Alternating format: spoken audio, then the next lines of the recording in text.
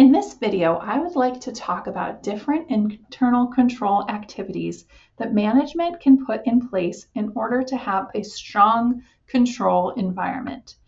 I have a little acronym for you here, PAID TIPS, to help you remember these 8 different internal control activities. The first one is pre-numbered documents. So by having some sort of document in a pre-numbered fashion, you're very easily able to check to see if something is missing or if something has been duplicated. So by having those documents pre-numbered, you are able to have that little bit of security.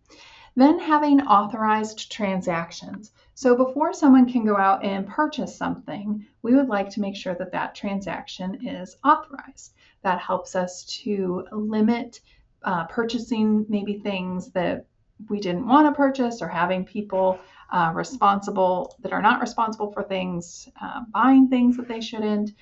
So having transactions authorized is our next control. Independent checks, this really relates to management review and having proper supervision over what's happening. So having management review, for example, budget variances would be one control that we would like to have in place.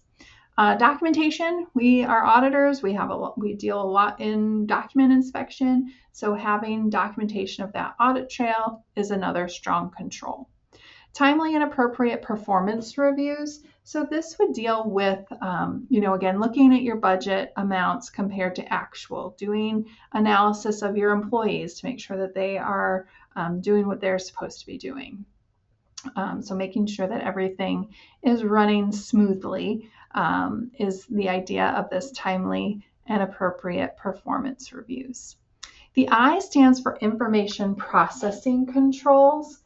So these are controls that are essential to the effectiveness of our computerized information system. So these could be things like passwords, and not everyone can get in. Maybe looking at our spreadsheet, and if we have check figures there, making sure our formulas pull over properly. However information is dealt with is going to be those information processing controls.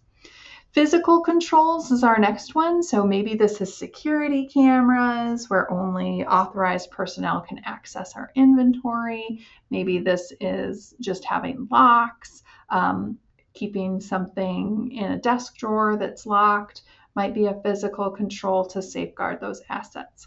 And then the big one that everyone always talks about is segregation of duties. So segregation of duties, typically we think about ARC, A-R-C. So authorization, record keeping, and custody are the 3 areas that we typically would like to be segregated.